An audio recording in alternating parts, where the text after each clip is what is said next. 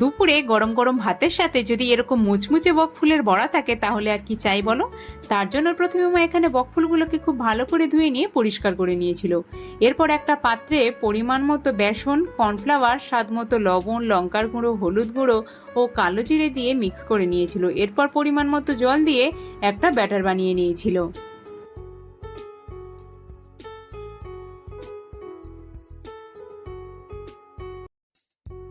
তো এখানে কিন্তু ব্যাটার বানানো একদম তৈরি।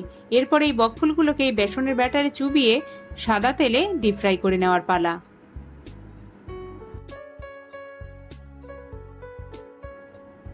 বড়াগুলোকে কিন্তু একদম লাল লাল করে মুচমুচে করে ভেজে তুলে নিয়েছিল, আর উপর থেকে মাছ ছড়িয়ে দিয়েছিল অল্প করে বিট লবণ। উফ, জাস্ট অসাধারণ খেতে হয়েছিল।